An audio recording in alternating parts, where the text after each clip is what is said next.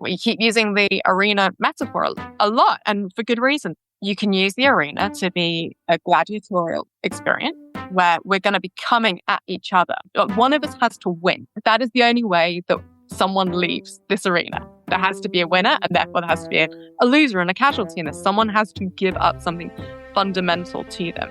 Or that arena becomes something which is a shared space for exploration and learning and knowing when to step forward, when to step back, when to do that together, when to give the other the space to do that.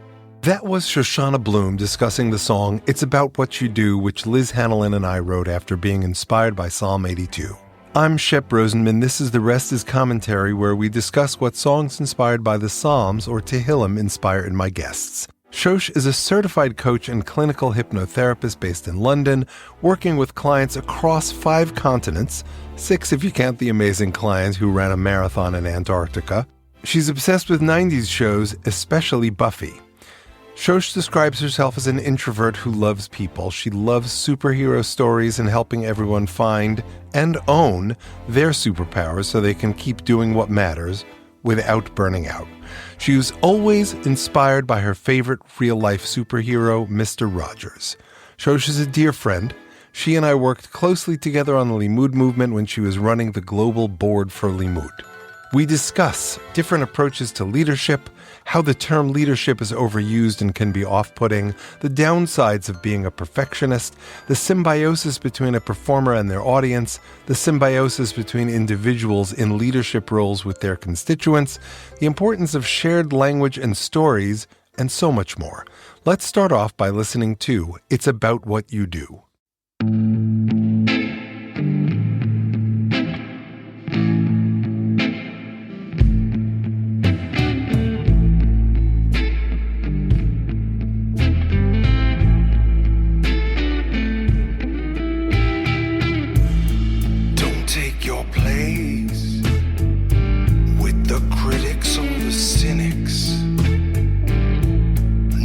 On the door of the disenchantment clinic, when you've done all that you can and think, now it's not up to man, but up to Hercules and Xena.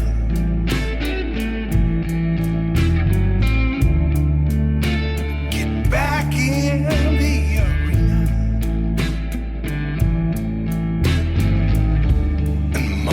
your face with dust and blood and sweat and grace.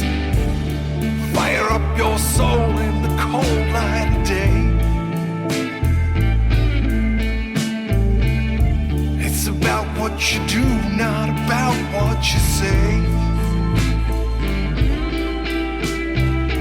It's about what you do, not about what you say.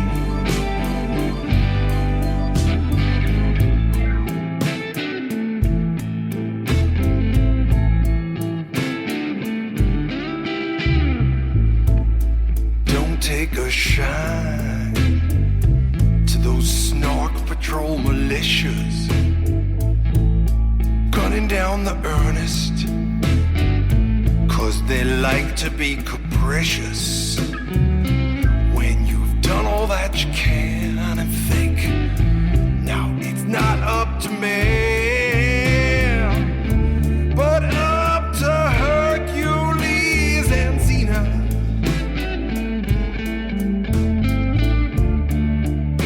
Get back in the arena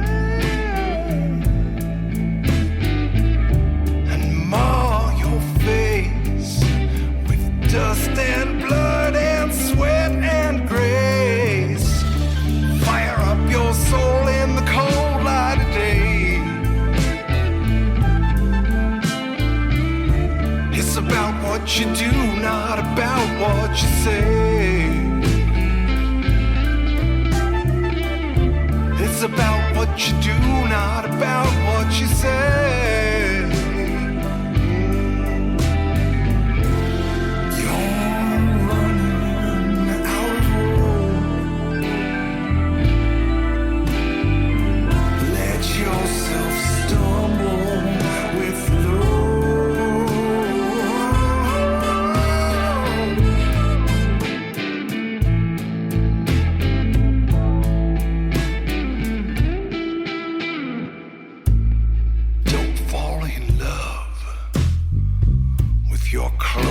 dagger intrigue. Pull away the veil.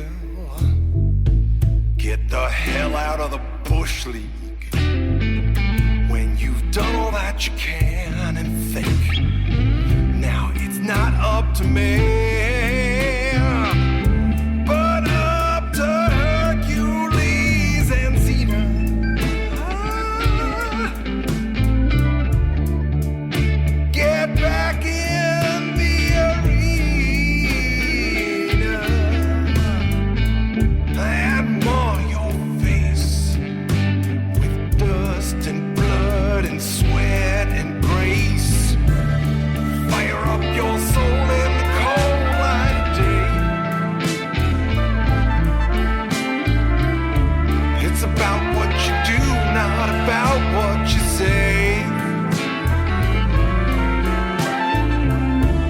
About what you do, not about what you say. Fire up your soul in the cold light day. It's about what you do, not about what you say. Hi, Shosh. It's so good to see you. It's good to see you too. I love that smile. I remember that smile from the first time we met, the Hilton in Costa Mesa. You were with Kevin, and you were just so excited to be in Los Angeles. It made me like, I said, okay, I want to spend the rest of the weekend with Shosh and Kevin. Well, I mean, fun story with that was that our actual plan was to leave LA straight after the event because we were like, what do we want to stay in LA for? Like, this is the whole of California. But on the strength of meeting you and a few other people who are all now very dear friends, we were like, no, we're going to stay for longer. And we just, the best time. So thank you.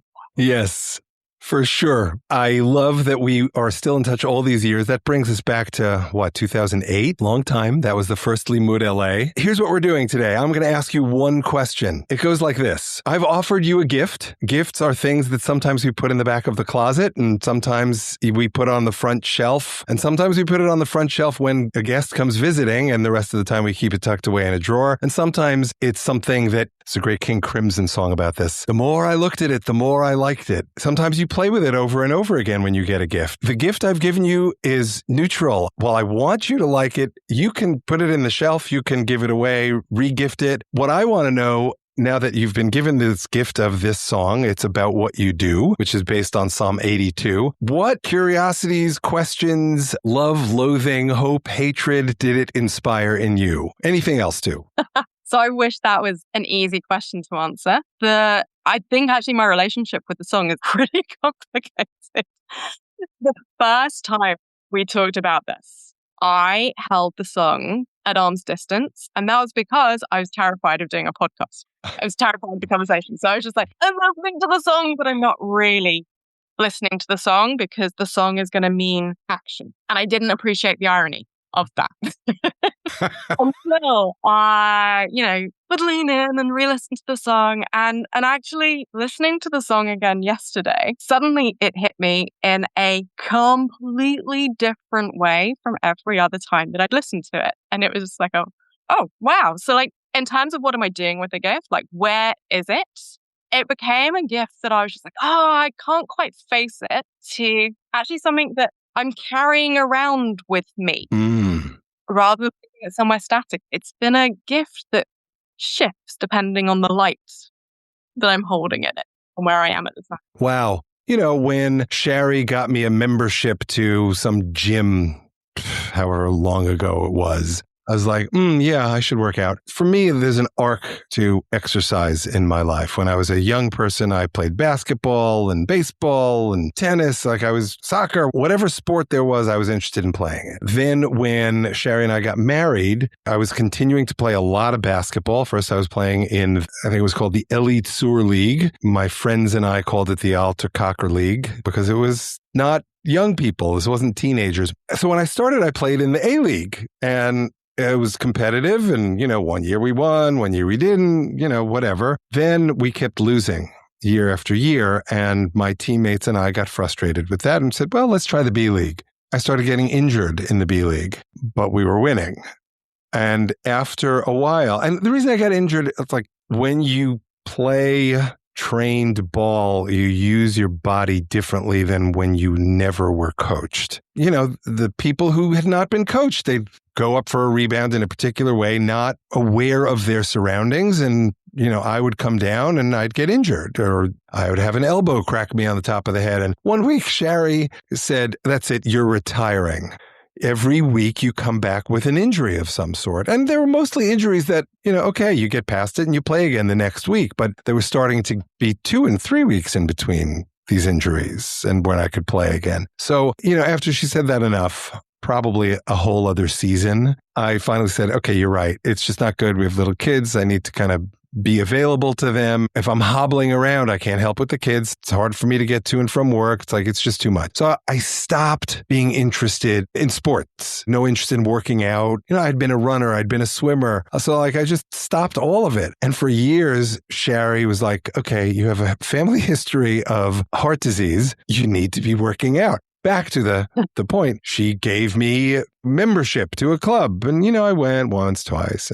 Like, I wasn't really into it. By the way, because Sherry is as tenacious as she is, she got for herself an elliptical and wanted me to use the elliptical. And I had, you know, I found every excuse in the world not to, because I found that kind of exercise boring. So she got me a subscription to Netflix. You don't have to engage your brain with the exercise, just watch something. But if she gave me one of those things today, when I've had a renaissance with athletic activity after being converted back to it through Orange Theory Fitness and now Peloton as well and other things, like now I would love it. I would hafochba. I would turn it over and over again because it's something I was open to. So it sounds like you had some of that, and you know, you very quickly blew over your resistance to it, which was that you had some fear around doing a podcast.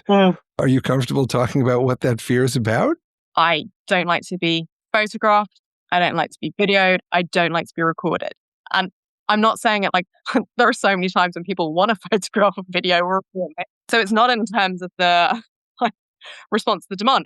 There is something about the permanence of those things where when you can have that sort of anxiety after a conversation, we're like, did I say that? Did I actually say that?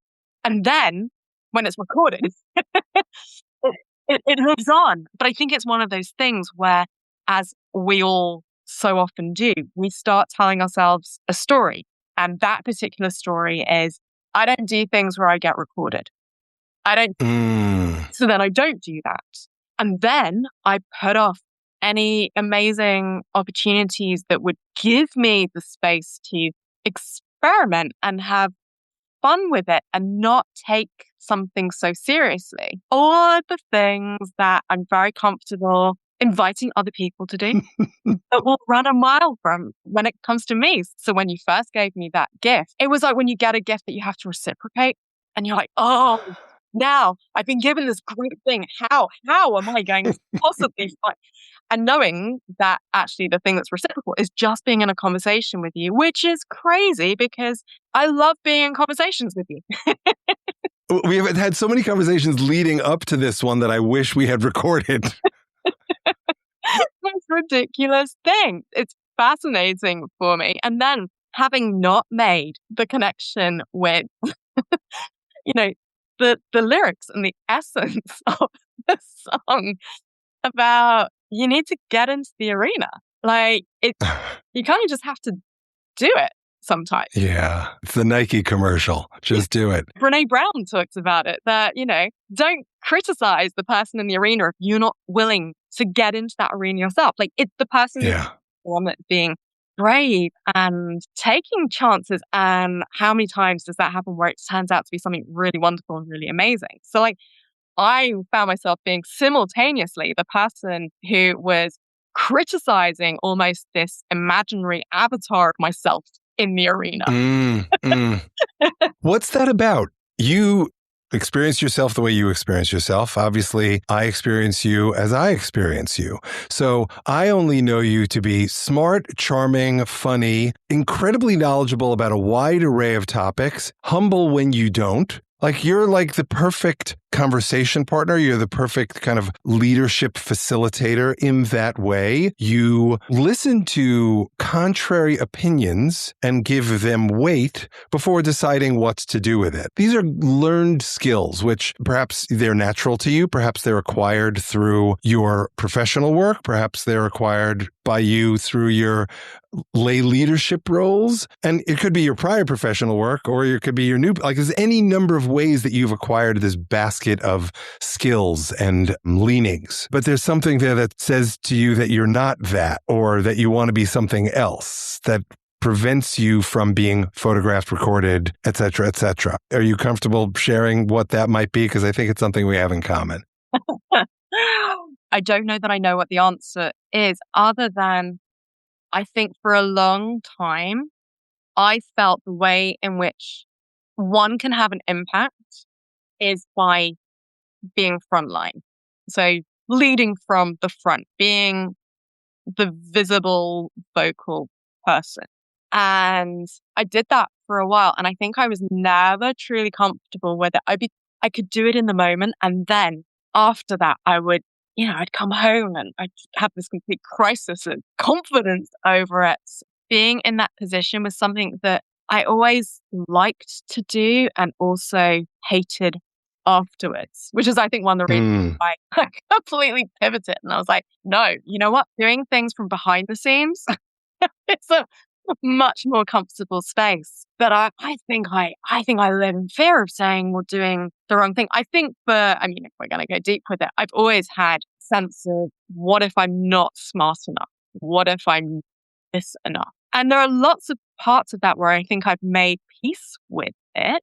But there was something about the permanence of a recording or a photograph where you can critically examine that afterwards, possibly with the emphasis on critically, where I would just take apart every single piece and would just be like, I can't believe that. I can't believe that's what I should have said this. I should have said that. I should have, all of those kind of things. And that's exhausting. Yeah. Sure. Well, I think it ties in with what you were saying about being at odds with yourself by being a traditional leader from the front versus, I'm going to use your language, so I want to come back to that, being a behind the scenes leader. You're at odds because you're not comfortable necessarily telling people what to do. You're not comfortable being the focus of when many people are involved. Any of those is a valid reason not to be a leader from the front. Being a leader from behind the scenes, I liken this to me, and this is so connected to where I am right now. I've been a musician since I was 16, and sure, I love being in my room, this studio, the one in LA, even my room back in Far Rockaway or any of the other places I've lived in. I love being in my room, just playing, right? The sense of play and wonder, oh my God, if I put these two notes together, or, if I space them out this way and I add a delay, like just all that sense of wonder that comes with that is very moving to me. And Dayenu, it's enough. But we're in this conversation because when I retired from Limud, which is how we met, I decided that I was not going to take a community leadership position because I had been doing it at that point from 1998 to 2021. So it's like 23 years with one year break, but it was a very intense work year. So I didn't get any kind of sabbatical benefit from that break. I decided I was just going to do nothing and see what comes out of that. And this podcast ultimately is what came out of it. Not because I said I want to do a podcast, but because I said I want to just write songs. So again, it was me in my room writing. And, a few friends asked to hear and I shared with them and they pushed me to think about what else I could do with it. And it resulted in this podcast. I've told this story a bunch of times in the podcast, so I'm not going into all the details, though some of the players. Where I am now that I've been writing these songs since the beginning of the pandemic. I've been writing a lot more songs other than the Tehillim songs, even in this 3-year window, but I go to this thing called Song School every summer. The instructors, the staff, the participants, everyone keeps coming back to saying the same thing. There's only one you. Your you is going to say something in song, in poetry, in art, in conversation that is going to have an impact on someone if you let it. And the penny really dropped for me this summer. I have always played in bands, right? So yes, I've been in my room, but when I kind of did any kind of public musical thing, it was with another guitar player at a minimum, and usually a bass player and drummer as well, sometimes a keyboardist, sometimes other instruments. And even if I sang, I wasn't the sole singer for the very reasons you're articulating. Like in rehearsal, I had no problem both saying, what do you think? And also saying, I really want to do it this way. Some of the bands were clear hierarchies. And I was not always the decision maker because it was really somebody else's band. Like you kind of know what it is. When there were multiple leaders, it was always very healthy in that way. And, I've evolved in how I do that, but it was always with a group of people. So even if I was stepping out and playing lead, or if I was stepping out and singing lead vocals, I had a whole team with me, and it wasn't about me. It was about the band. Yes, I could kind of grind myself to dust after a performance if I felt like I didn't do well enough, because at bottom, I think the concern you're articulating is about the need for perfection, whether it's perfection as a value of its own or the need to be seen as someone who is, perfect, stellar, blah, blah, blah. I think that I've struggled with that for a long, long time. For me, the change began, and you will hear just how slow going the change has been. The change began in 2010 at Song School, where I took a class. I took two different classes, one with Paul Reisler and one with Timmy Reardon. And I continued studying with Paul for several years, but Timmy's language really stuck with me. And he's created this online community called Fearless Songwriting. The basic philosophy is write a song a day in as much time as you have, and try to make sure that it's not more than 45 minutes because you have other things to do. For me, at first, the exercise was, well, shit, I'm never going to be able to do that. I polish the stone continually. And I recognized that while I was not focused on perfection, I was focused on finishing. Right? So the finishing became that which needed to be perfect. If I didn't finish, I failed. So I started doing that in 2010 on and off. And because I was concerned, busy life, kids, et cetera, that I could not do 7 songs in 7 days, because that's the Fearless Songwriter Challenge. 7 songs in 7 days, 6 times a year. Post whatever you have on Facebook. I've evolved into finishing in a time frame and recognizing that if 6 months from now, and this was Timmy's wisdom and Paul Reisler's wisdom, if 6 months from now I come back to the song and I think there's something there, I can perfect it. Recognizing, of course, songs are never perfect, but sometimes they're finished. And sometimes they may be finished for now. And you come back to it 20 years later and say, well, I think I can do better than that. And you may choose to. I mean, there are songwriters who say once it's finished, you move on. And, that's a whole other conversation. But anyway, at bottom, it's about kind of getting past your own gremlins and saying, you know what, today all I could do is come up with a chorus. And it's only 2 words. Or you know what? Okay, here are the 3 words that just came to me. Fuck this shit. That's my chorus. And that's what you post today. And if that's what you post today, that's perfect. You can come back to it if you want. So the perfection isn't in what you do, it's in that you do, which is contrary to the message of the song in some respects. Mm-hmm. In some respects. I mean, we can kind of debate that if you want. Any thoughts about any of that? The thing that struck me at the end is I think that there is for me, I have such a drive to be perfect. I mean, no one can be perfect. Like none of us are ever going to be the finished product. Like we're never going to be perfect. But I wonder if, one of the things I've been trying to embrace is doing more things that get a crap out of me, or being more playful with the things that I used to take really seriously. And there was something you said just now that just struck me in terms of what if we could understand perfection as just showing up. That's all it needs to be. Showing up, that is the perfection. The task itself, well, there's no way that the task or the goal or whatever the thing is, there's no way that it can be perfect. It just by definition, it can never reach that. But showing up can be perfect is enough. Perfection implies that there is a finite point that you reach. Same with being enough. So it's just, what would it look like if we were able to say, actually, it's not about doing the thing perfectly, but, that's perfect. I showed up. It goes back to the Tehillim. God stands in the divine assembly. What you just said is, it is enough to be there. You're among the assembly. And then among the divine beings, God pronounces judgment. That's what I think you and I have been bumping up against. Again, I used to go to clubs. You said this before. I used to go to clubs. I'd watch the band and say, I can play better than him. I can sing better than she can. Or I would say, oh, they're not particularly good songwriters. Really, it's about your self-criticism.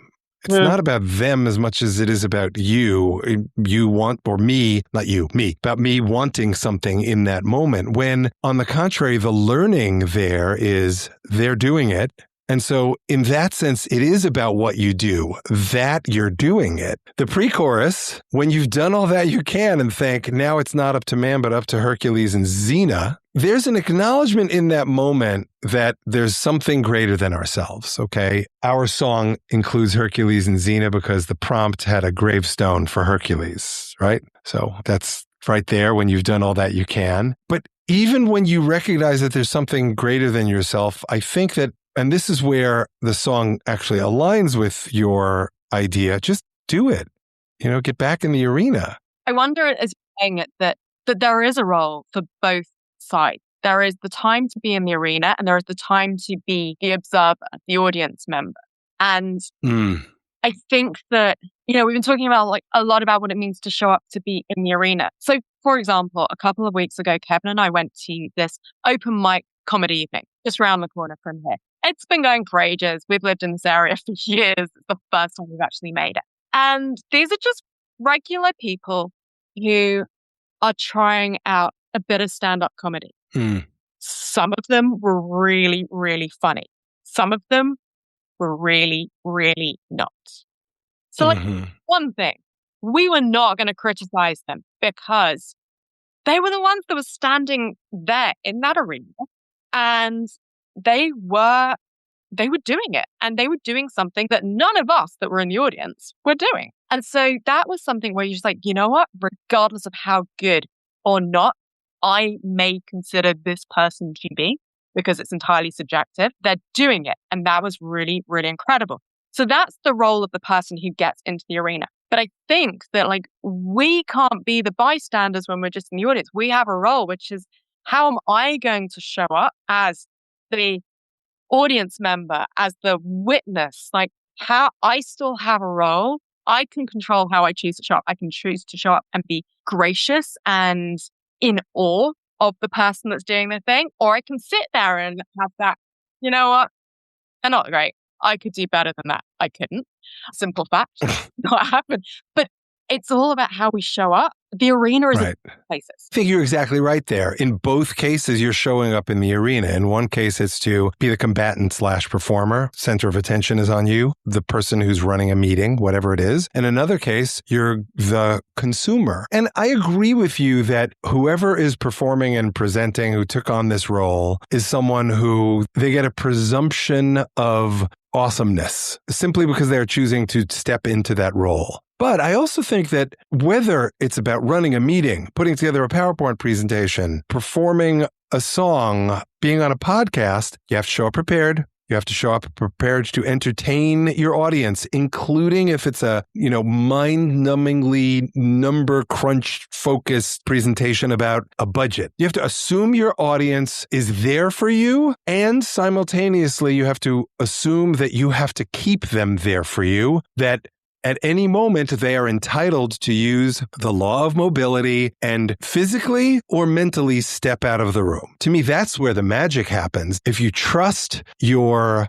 performer, you choose to go in and not be cynical like I was as a Ute, to quote Joe Pesci in whatever movie that was. Or today, I go in and I start with the assumption that whoever it is going to just capture my attention. If they don't, then I no longer go to that place, oh, they're awful, or, I can do better, or whatever it was that I did as a Ute. Instead, I just say, okay, I'm not their audience. Now, I won't be rude and pull out my cell phone, but being someone who was diagnosed with ADD at a very young age, I have excellent distraction skills and can distract myself.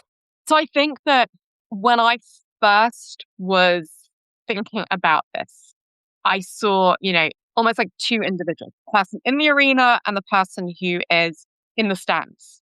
But actually, that's pretty much never the case. You're never going to really have an arena where there is one person sitting in the stands.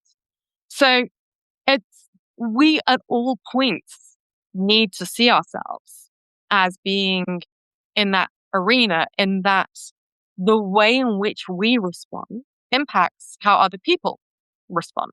And we see that again using the examples of comedy nights or concerts, that when some people start to either laugh out loud at the material or start singing along with songs or dancing or engaging, that becomes infectious. So the person that can be that trigger, because they're going to say, you know what, I'm here. I am really enjoying and appreciating that person there on that stage. At that moment, the way in which you choose to act potentially puts you on a stage as well for the other people around you.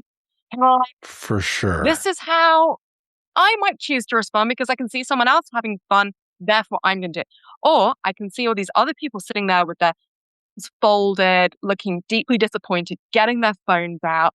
We've all been in those meetings where there is someone who is in a position of authority who gets their phone out halfway through the meeting or starts looking really distracted.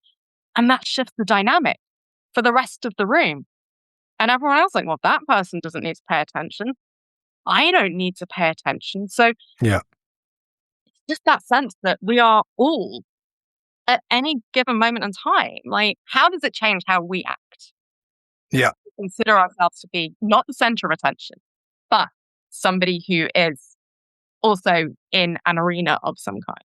The specific example you identified, really, it brings me back to, not by accident that the psalmists elsewhere said, Ivdu es Hashem b'simcha, serve God, that which is greater than ourselves, with joy. It's also not an accident that we are told that we have an obligation to be misameach chasan v'kala, to bring joy to the bride and groom. And the common features of those two are not only joy, but the common feature is in order to fulfill the obligation, you must make a choice. So in the bride and groom scenario, you have to say, oh my God, nobody's dancing. It's a wedding. They're going to be happy if I dance.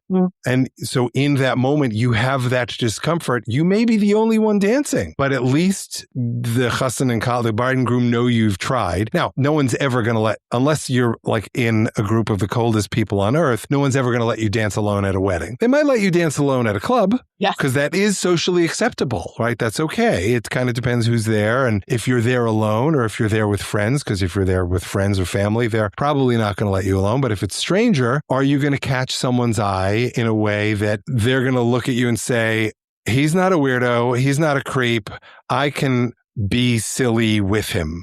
And it's all about those interactions. And again, that's about when you've done all that you can. The audience creates a role in the performer's experience, which creates a role in the audience's experience. And it's a powerful loop. There's no arena without an audience. There's no stage without an audience. There's no presentation without an audience. The two sides of that, it's a symbiotic relationship. Yeah. We think that the person standing in front of us or performing, whatever that role might be, is there doing a service for us. They're providing some kind of entertainment, information sharing, whatever that thing is. But the truth is that we also have that role to play in service to the person who is brave enough to have stepped into that space. That's what I love about Limud, right? That's also what I love about Pardes and what I love about Hadar. All three of these are different Jewish learning organizations. They all have a common set of values, which is every person can own their experience. Now, they all approach this differently, but okay, I'm going to tell this story. So when Shari and I got married, so I had this kind of deep modern Orthodox pan-Hasidic background, to the point where like I wasn't aware that the world wasn't Jewish until a little bit later in life when I started going to my dad's store and encountering people of other faiths, people of other ethnicities and other religions, because they worked with him, they were customers, etc., etc. Shari, by contrast, grew up in the world. There were Irish people around her and Italian people around her in Malden, Massachusetts. So when we got together, we had to find a place. We had to first have a conversation about whether we wanted to be going to synagogue together, have an affiliation. And if we did, what were we going to do? And Shari, we got into a whole argument about whether to go to a conservative synagogue because I mistakenly used the words that it had an Orthodox nusach, set of melodies. And Shari heard Orthodox and just shut down because she was at the time offended by the mechitza, the kind of divider between men and women. And we came out of the fight by coming to an agreement that over the high holidays, we would go to my parents and the Young Israel of Far Rockaway for one of them, and the synagogue where she'd been taking kind of like intro to Judaism classes. She used to call it her How to Be a Jew class, even though she's born Jewish, but she just had very little background in it. And that we'd go to her synagogue for Yom Kippur. And, we left the Young Israel of Far Rockaway, and she said to me, why exactly is that moving to you? And, I couldn't find the words in that moment, but I probably said something like, this is what I grew up with. I know it. I know what the prayers mean. So I find it meaningful. And by this time already, I had become a feminist. Thank you, Professor Kathy Abrams at BU Law, who taught a seminar on feminism and gender discrimination for one semester. I also acknowledge that there's a difference because, I'm in it. Young Israel Far Rockaway is 2 levels. There are a few women who sit in the back on the first row behind a very tall mechitza where you can't really see in, but they can kind of pull the curtain aside and see out. And the rest of the women sat upstairs. So there's a big difference, and I understand why, that would contribute to you feeling alienated. And we just kind of left it there. We then went to her synagogue. We were there for Yom Kippur for Kol Nidre. And she turns to me afterwards and she said, wasn't that beautiful? And I took a breath. I thought about it. I said, absolutely. That was a beautiful experience. And she's like, what do you mean? And I was like, I know you, Shari, you're not going to want to have this conversation now. Your head is in your laning. She had had her adult bat mitzvah and she was going to read from the Torah the next morning. I said, let's talk about this after you lane. She said, okay. She comes to sit down. Congratulations. She has all the adrenaline. 3 minutes go by, 5 minutes, no more than 7. She turns to me and said, okay, what did you mean last night? And I explained that it is beautiful, but so is, I'm dating the time period here, so was Cats, so was Les Mis. These are things that are all beautiful, but I am a consumer of the experience. It's like somebody else is doing and I'm consuming. It's very much the arena analogy we were talking about before. I said, what I love about the Young Israel of Far Rockaway and many other shuls, but specifically you typically think about this in the kind of Orthodox and modern Orthodox arena where you don't have a cantor. It's just local lay leaders who lead the services. Yes, they need to sing well. Yes, they need to pick tunes that people can sing along to if it's a singing synagogue. Yes, they need to be loud and clear, and they need to have some presence, whether they're criers or shriers, screamers, right? But at the end of the day, their job is to tell me when to start and stop particular sections so that I can encounter the divine in whatever way I'm going to. Whether it's me in the tefillah, the prayer, whether it's me and God and I'm ignoring the prayer, whether it's me singing along with my Uncle Normie and Anchi and Erwin and my dad, because that was that which is greater than myself. What moves me is that it makes me an owner, a stakeholder in the experience with the community, with the divine. And Shari's like, she's taking it in. Thinking, like 15 minutes maybe goes by, and she turns to me and like with real heat in her face, she says, I hate you. Like, what do you mean? Why? Like, we're not engaged at this point, but we kind of knew that we were going to get married. Yeah. She said, you ruined this experience for me. Let's go. Oh, wow. And luckily we were on the UCLA campus, so we had like 5 other things to choose. So we got to experience Zalman Schachter Shalomi, and that was super cool because I knew who he was. I had read, what's the name of that book? Yitz Greenberg, Zalman Schachter Shalomi, The Jew and the Lotus. Oh, yes. Oh, that's It's a great book. I love all the interconnections between Judaism and Buddhism and, the acknowledgement of differences. It was a beautiful book. I'd read it, so I knew who he was. I didn't know he was going to be there because the descriptions were very vague that we had on our whatever piece of paper we had. It was traditional minyan. It was liberal minyan. And it doesn't say who's there. We went to 3 different places after that. And the only minyan that we hadn't tried was the traditional one. Or maybe there was one that I was just not interested in going to. Probably the yoga minyan because I wasn't into yoga back then. So we walk in and, we have to go in and go upstairs. And, there's a flight or 2, but you could hear the music. I'm like, oh, this is a nusach I'm familiar because it wasn't the congregation singing. It was whoever was leading the prayer. I said, oh, this is a nusach I'm used to. I wonder if Shari's going to like this. I bet it's a Orthodox minyan with a mechitza. And we walk in.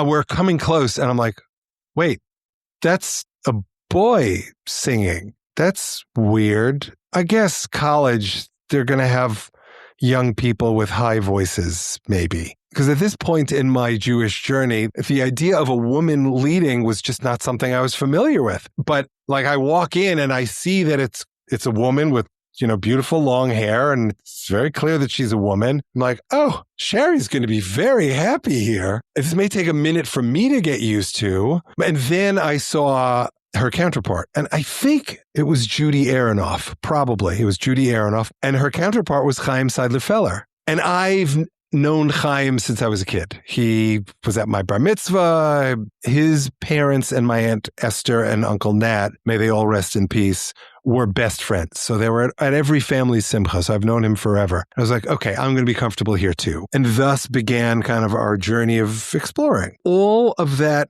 came about because of a willingness to explore greater levels of ownership with disparate knowledge and experience. And that's been kind of like the hallmark of our marriage, which is why we've been more observant, less observant, even less observant, more observant, and where we are now, whatever that is. I love that.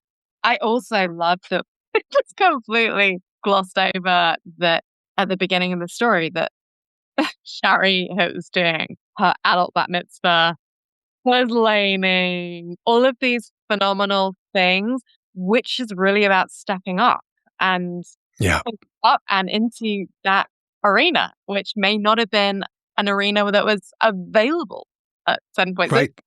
So we glossed over some phenomenal achievements there, which are just knowing Shari, that's not a surprise in any way whatsoever. And that's why she is so phenomenal. I love that story. And I just think that what happens when we put aside, firstly, we think that we talk with shared language. We think that we have the shared language, and so many times it's not. And we find ourselves talking from these different vantage points, not understanding why the other person can't understand, because we think it's entirely clear what I'm saying. Why are you not getting it? And it's because there are these different perspectives that we don't always have that room to hold and play with and engage with. And I really love that there was no fixed destination to what it meant in the end for your shared Judaism. And going into it, there was a fixed, I have a destination. Yeah.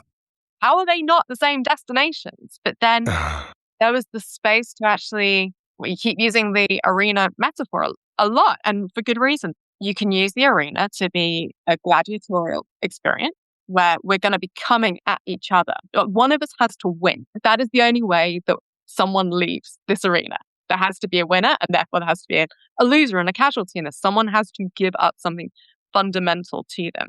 Or that arena becomes something which is a shared space for exploration and learning and knowing when to step forward, when to step back, when to do that together, when to give the other the space to do that. And as you were talking, there was this commercial that sprung to mind. I can't remember who it's for. I think it was for one of the internet providers at the time, where there was a regular person standing in the middle of this giant arena on their own, calling out questions.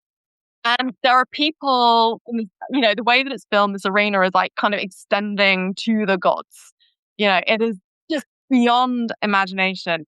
And then someone will stand up in the arena and they will answer that question for the person that's standing there in the middle. And it completely turns that concept of focal point on its head. And it's just kind of, well, where does the learning take place? When can we be open to I have a question, or I have a thought, and it's not necessarily fully fledged.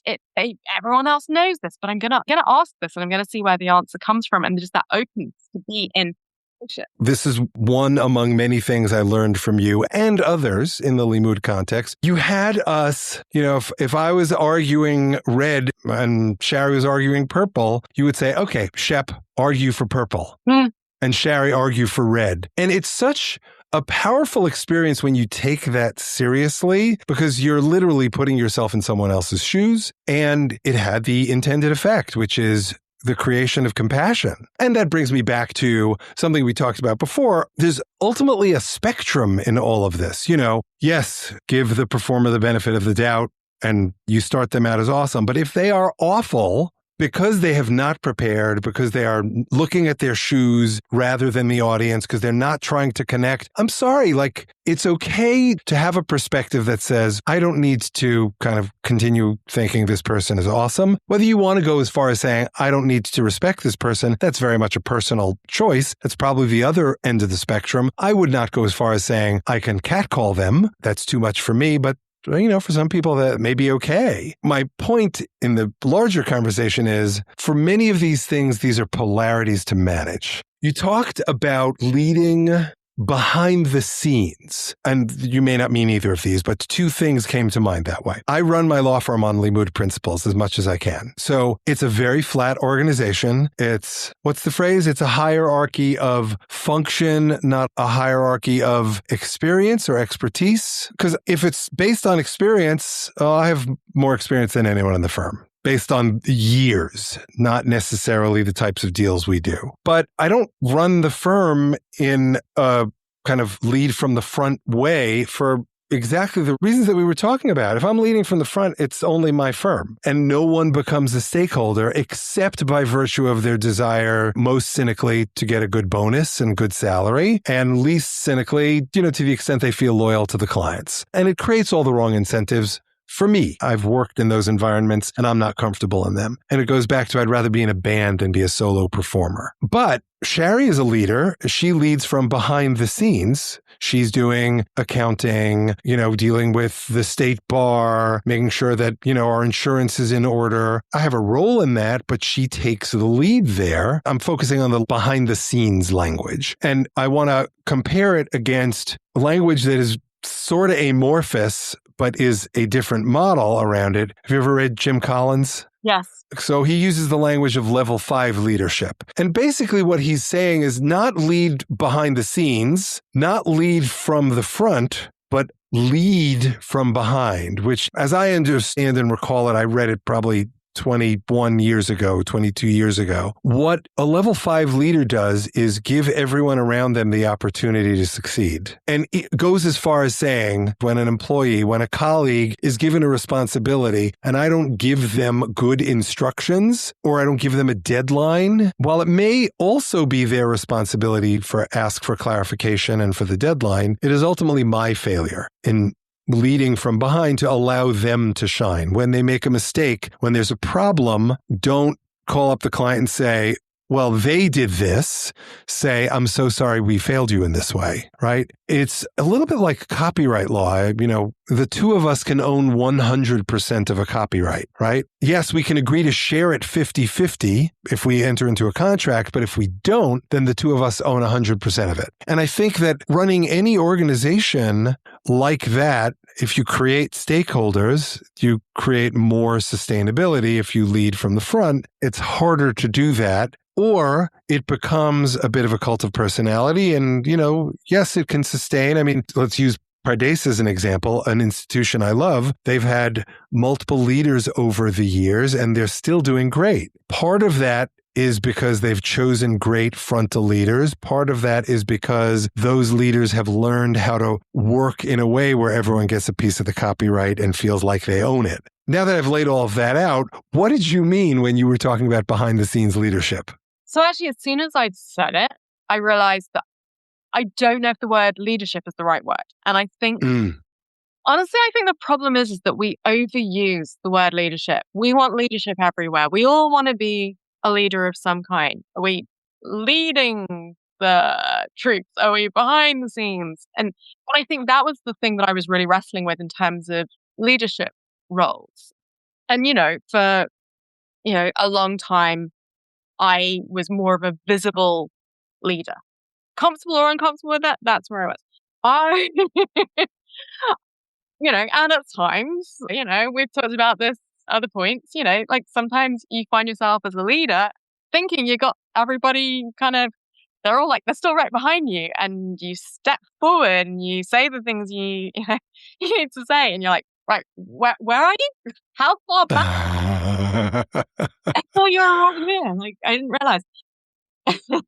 So, but I think in this case, it isn't necessarily leadership that I'm talking about. I think it is okay to be in roles where you are empowering and enabling the leaders. So the way that I like to talk about it is Mr. Rogers, who I just absolutely love and adore the way that he approached pretty much everything that he did.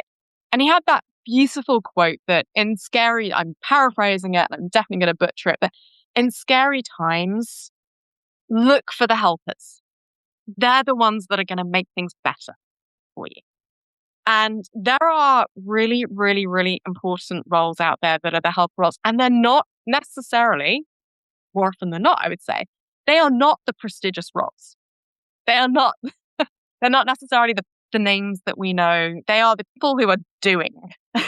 Yeah. Not just the people who are saying. And for me, it was about, right, okay, we have all these incredible people out there who are the helpers, the people we need to turn to, the people who will really be there when we need them. But who helps the helpers?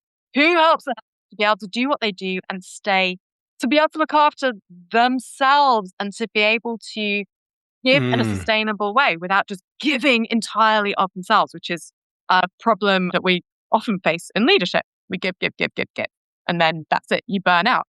And so I don't think it's necessarily, when I talk about it now, I don't think it's about leading from behind. I think it is about being able to enable the people who are not necessarily the leaders, but the helpers, the ones who are really, really doing the stuff that we need them to do. Yeah, that makes sense. I'm glad you clarified that. I mean, I think it's related to what I was saying. As a musician, yes, I play guitar. Yes, I sing. I even sing lead. I sing mandolin. But at bottom, emotionally, and, physically, but emotionally more than anything else, I'm a bass player. I play guitar parts that create a foundation from which other musicians can play. The bass player needs to show leadership.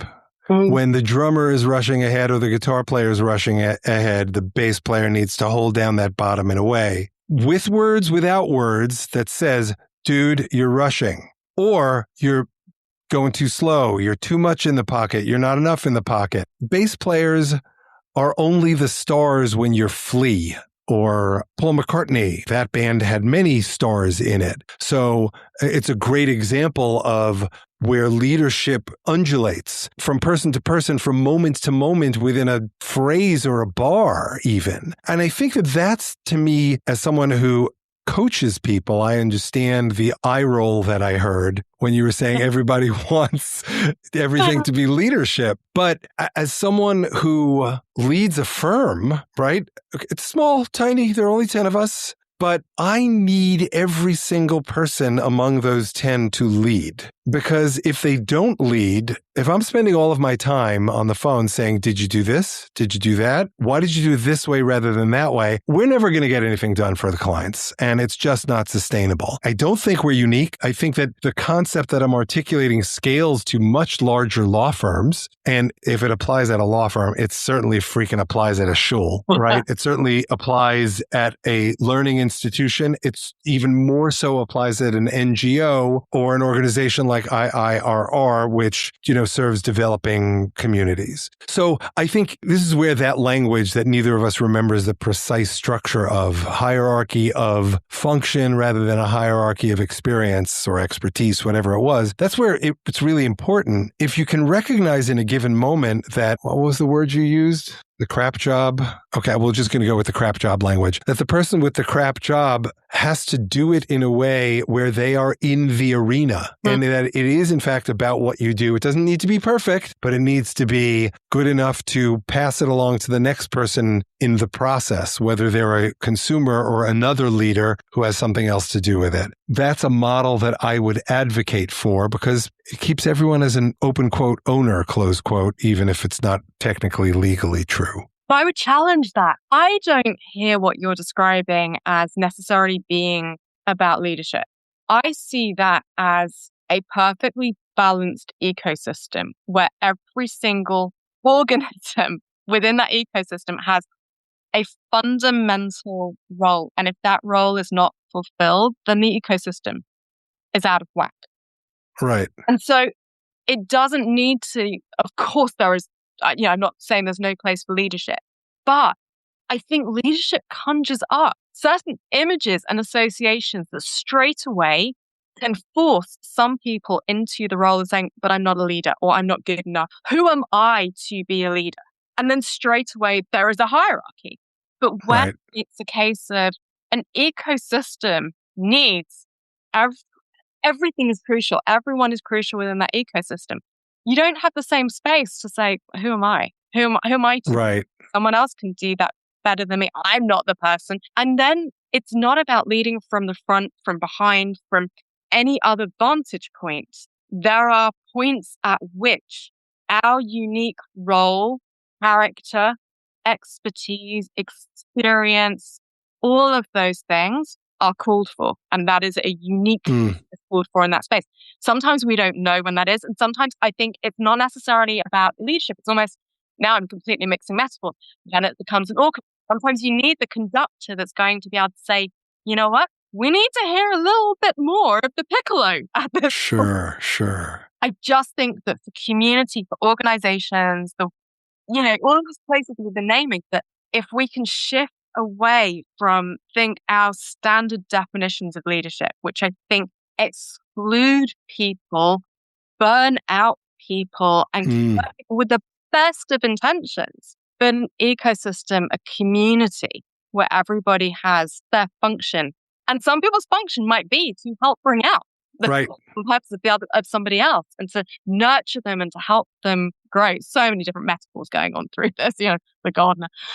The more I think about it, the more I think it is leadership ends up taking us away from where we actually essence of what we really need. I just want to kind of name what I think we just did.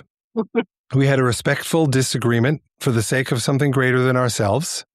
You pointed out that we may not have shared language on this, right? Because I was using the word leadership in a way that bumped you, right? And ultimately what you're saying is we're going to call it fumfer because leadership as a word has too much weight, too many different meanings, creates too much pressure. So we're going to call it fumfer. It's a bad choice of words because to fumfer means to be uncertain, but I'm uncertain about what the word is. So that's why I chose fumfer. We're going to call it fumfering. And we're all going to do this thing called fumfering in our way, and it's going to be not one size fits all, but one size fits each of us, and we're going to figure out how to fumfer together. And I love that model and that articulation. And it honestly, it really brings me back to, the language of my youth. We want Mashiach now. This is an articulation of the way the world should, the way the world could work if we choose to let it. And that's a beautiful, beautiful thing. And the work you do and the wisdom you dole out whenever we speak always moves me. I can't thank you enough for joining me in this conversation, Shosh. I know that we're going to have many, many conversations like this. And I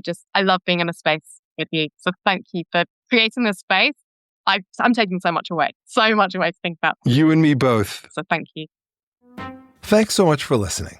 Special thanks to Shosh for joining me, to Liz Hanlon for co-writing It's About What You Do with me, to Emil Stern for his help in producing this episode, to E. Rose for his help in producing the song in this episode, to Sean Kawanami for his help in producing the song, to Jessica Hanna Sweetler for her help on social media, to Liat Silvera for designing the podcast logo, and to my wife Shari, who gives me the time, space, and support to make the music and this podcast happen. You can find It's About What You Do and all of the other songs in this song cycle on most platforms that stream or download music, including Spotify and Apple. Please support my music and the show by sharing, rating, commenting, and subscribing on your favorite platforms. Next time on The Rest is Commentary, I sit down with my friend and neighbor, Rabbi Aaron Lerner, president and CEO of the Jewish Community Foundation. We get into how Jewish spirituality, songwriting, and community leadership intersect, openness and boundaries in Orthodox life, creativity in religious practice, leadership, philanthropy, and resilience after October 7th, mindfulness, empathy, and conflict resolution, finding blessing and the divine in daily life. We also talk about the upcoming celebration of Rabbi Dov Linzer and Dr. Michelle Friedman at Yeshivat Chovevei Torah in Riverdale on May 5th, 2026. Get your tickets now at yctorah.org. My conversation with Aaron is sparked by his reflections on the song Magnets, Elevators, Ghosts, inspired by Psalm 80 and also from a Shanna in a Dress song sprint. Please join us.